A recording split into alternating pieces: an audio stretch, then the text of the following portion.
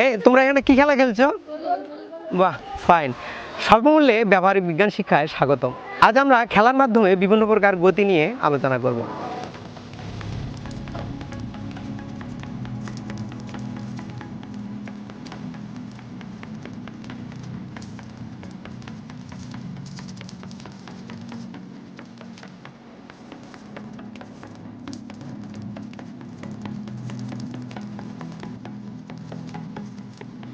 তোমরা কি জানো এই মেয়ে দুটির গতি কি ধরনের গতি? হ্যাঁ, আমরা জানি কোনো কিছু যদি সরলরেখায় আসে আবার সরলরেখায় ফিরে যায় সেটির গতি হচ্ছে সরলরৈখিক গতি।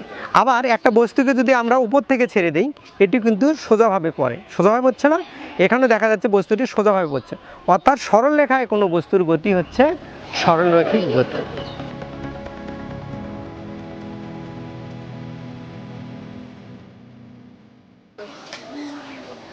আচ্ছা, তোমরা কি বলতে পারবে এই যে মেয়েটি এক জায়গায় দাঁড়িয়ে দু হাত দুপাশে ছড়িয়ে ঘুরছে, এটি কোন ধরনের গতি? হ্যাঁ, ঠিক বলেছ। কোনো কিছু যদি একটি নির্দিষ্ট বিন্দু সমদ্রুপতে ঘোরে এটি হচ্ছে ঘূর্ণন গতি। যেমন এই ঘূর্ণন গতির আর কি কি উদাহরণ হতে পারে?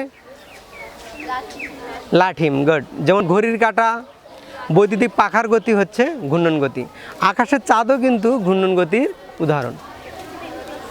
কোনো কিছু যদি এমনভাবে চলতে থাকে যেন বস্তুর সকল কণা একই সময়ে একই দিকে চলতে থাকে সেটি হচ্ছে চলন গতি। সোজা এগিয়ে যাওয়া একটি চলন্ত গাড়ি চলন গতির উদাহরণ। এখানে গাড়ির প্রতিটি বিন্দু একই সময়ে একই দিকে একই দূরত্ব অতিক্রম করছে।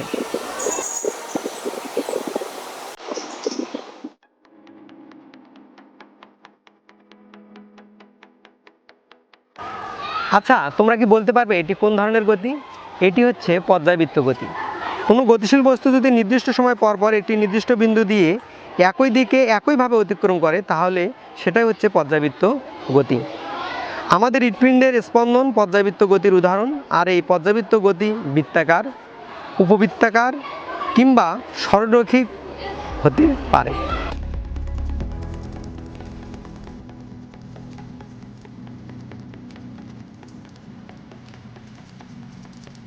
এই যে তোমরা একবার এ পাশে একবার এ পাশে করলে, তোমরা কি জানো এটি কোন ধরনের গতি? ঠিক বলেছে, এটি হচ্ছে স্পন্দন গতি। অর্থাৎ স্পন্দন গতির বেলায় একটি নির্দিষ্ট বিন্দুর দুপাশে বস্তুটি স্পন্দিত হয়। বস্তুটি একেবারে স্থির অবস্থা থেকে শুরু করে ধীরে ধীরে গতিশীল হয়, কেন্দ্রবিন্দুতে সর্বোচ্চ গতিতে পৌঁছায়, আবার এর গতি কমতে থাকে। এখানে আমরা একটা সুতার মধ্যে একটা ভারী বস্তু ঝুলিয়ে নিয়েছি। এটি যদি এক প্রান্ত থেকে ছেড়ে দেই, দেখো এটি কিন্তু একবার নির্দিষ্ট বিন্দুর এক পাশে অপর সময় তার বিপরীত পাশে অবস্থান করছে। এটিও এক প্রকার স্পন্দন গতি।